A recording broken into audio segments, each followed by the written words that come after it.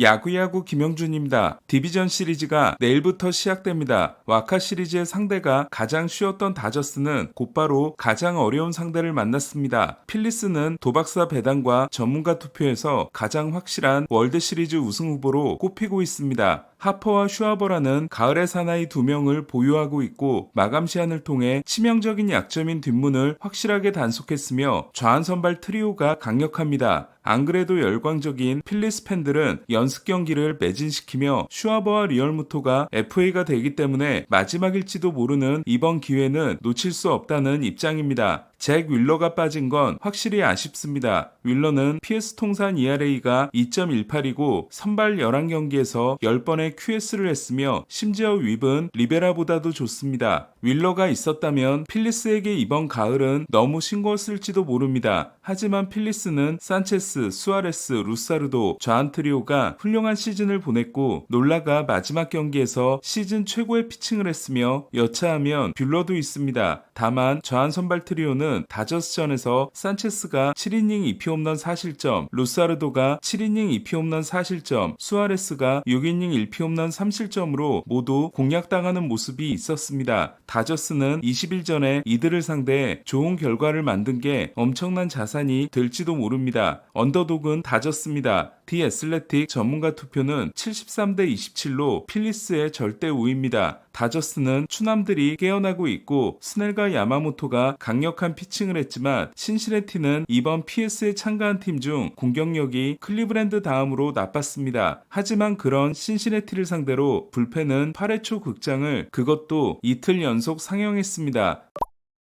저는 다저스가 필리스를 꺾는 업셋이 일어나기 위해서는 일본인 트리오가 중요하다고 생각합니다. 와카 시리즈가 2경기 만에 끝나면서 오타니는 포스트 시즌 선발 투수 데뷔가 내일로 미뤄졌습니다. 오타니와 다저스에게는 나쁠 게 없는 게 선발 투수 오타니는 10일을 쉬었고 1차전 후 휴식일이 있기 때문에 선발 등판 다음 날에 타자로서 느끼는 피로감도 피할 수 있습니다. 가을 야구에 선발 투수로 등판하는 건 2016년 일본 시리즈 1차전 이후 9년 만입니다. 무사 만루를 무실점으로 탈출한 것이 압권이었던 야마모토는 서울 시리즈와 디비전 시리즈 1차전을 제외하면 다저스를 실망시키지 않고 있습니다. 야마모토는 PS 4경기에서 3승 1.22를 기록했고 다저스는 모두 승리했습니다. 4경기 피안타율은 1할 4푼 1리이며 올해 정규 시즌도 ML 1위를 했습니다. 눈에 띄는 건 로트백과의 궁합입니다. 야마모토는 9이닝당 3진이 지난해 10.5개였고 올해도 첫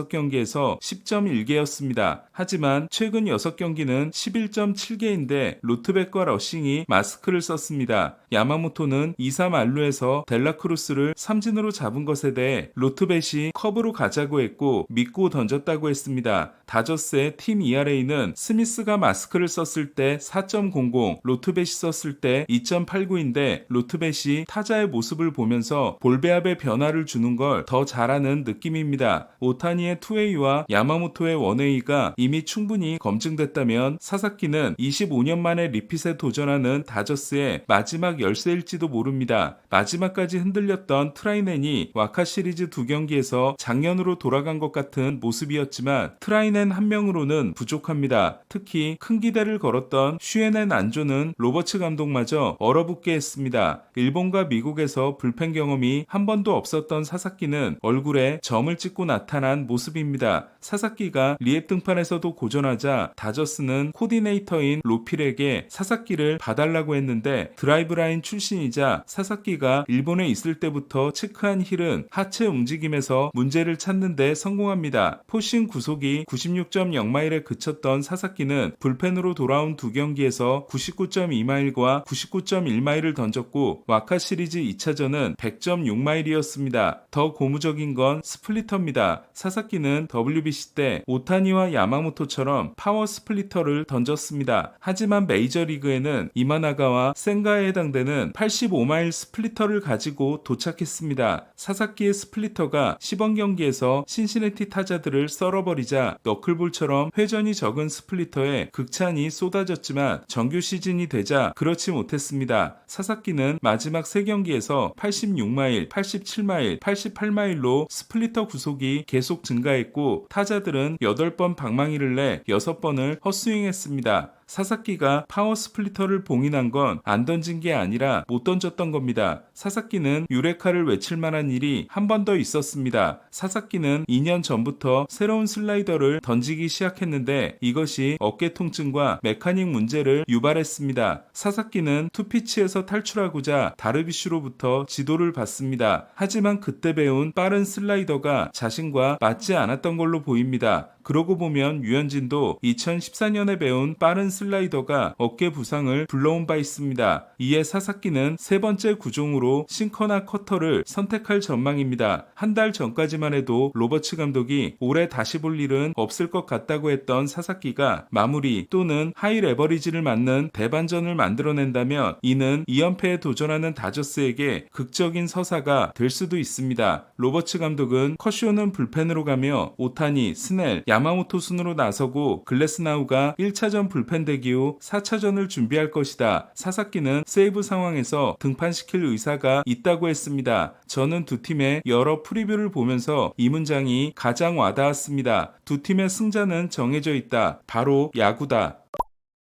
다른 매치업도 정리해보겠습니다. 미러키와 컵스는 카운셀 대전입니다. 미러키가 고향인 카운셀은 미러키 입장에서는 파격적이었던 550만 달러 연봉을 제안받았지만 800만 달러를 받고 컵스로 떠났고 미러키 팬들은 카운셀을 배신자라고 생각하고 있습니다. 풋볼에서 시카고 베어스와 그린베이 패커스는 뜨거운 라이벌 관계를 유지하고 있기 때문에 두 지역에서 첫 PS 맞대결의 관심도가 폭발할 것으로 보입니다. 확실한 선발 페랄타 정도인 미러키와 컵스는 불펜 대결일 가능성이 높습니다. 정규 시즌 불펜은 미러키가 컵스보다 좋았지만 9월부터 갑자기 좋아지기 시작한 컵스 불펜은 와카 시리즈에서 13.2이닝 1실점을 했습니다. 카운셀 감독은 1차전에서 보이드를 4.1이닝, 3차전에서 타이온을 4이닝 만에 교체하고 2차전 이마나가는 오프너에 이어 4이닝만 던지게 했는데 3승을 해야 하는 디비전 시리즈에서는 이런 식의 야구가 쉽지 않아집니다. 컵스는 전문가 투표에서 21대 79로 샌디에고에게 뒤지고도 샌디에고를 꺾고 올라왔는데 이번에도 미러키 53대 컵스 47입니다. 1번 시드인 미러키는 마무리 맥일이 막판에 돌아왔지만 우드러프가 불투명하고 퀸타나도 위험해 보이는 반면 컵스는 부시와 스즈키의 방망이가 뜨겁고 PCA와 터커도 살아날 조짐입니다. 토론토와 양키스는 첫 PS 대결입니다. 양키스는 막판 8연승을 하고도 토론토와 동률이 됐고 상대 전적에서 밀려 우승을 내줘야 했는데 보스턴과의 와카 시리즈를 통해 더 강해진 것 같은 느낌입니다. 양키스는 유독 토론토와의 경기에서 수비가 흔들리는 모습이 많았는데 볼피의 수비가 살아나고 맥맨이 오면서 수비 안정화에 성공했습니다. 양키 스타디움에서 양키스가 4승 2패, 로저스 센터에서 토론토가 6승 1패였던 점은 토론토에게 유리할 수 있습니다. 또한 양키스는 루이스 힐이나 윌 워렌을 1차전에 내야 하는 불리함이 있습니다. 관건은 컨택률 1위인 토론토 타선을 양키스 불펜이 막아낼 것인가와 막판 양키스전에서 부상을 당했던 보가 돌아올 수 있느냐입니다. 보는 공격력이 스프링어와 게레로 다음으로 팀에서 좋은 반면 수비는 전체 선수들 중에서 인디아 다음으로 나쁩니다. 양키스는 와카 시리즈 전문가 예상에서 60대 40의 우위를 실제로 증명했는데 놀랍게도 이번 시리즈는 92대 8로 양키스에게 몰표가 쏟아졌습니다. 토론토는 지금의 팀이 된 후 PS에서 6전 전패이고 마무리 호프먼이 너무 불안합니다. 시애틀은 아메리칸 리그에서 약점이 가장 적은 팀으로 평가받고 있고 선발진도 디트로이트를 압도합니다. 관건은 브라이언 우가 흉근 부상에서 돌아올 수 있느냐와 함께 무엇보다도 칼 랄리의 활약입니다. 역사적인 시즌을 만든 랄리는 포수 중에서 세 번째로 많은 이닝을 소화하고 타석수도 리그 3위였기 때문에 랄리가 피로감을 느끼지 않아야 합니다. 38세이브 1.73으로 좋았지만 블론이 7개였던 안드레스 무뇨스는 PS에서 세이브 등판을 해본 적이 없습니다. 클리브랜드를 꺾긴 했지만 훨씬 어려운 상대를 만난 디트로이트는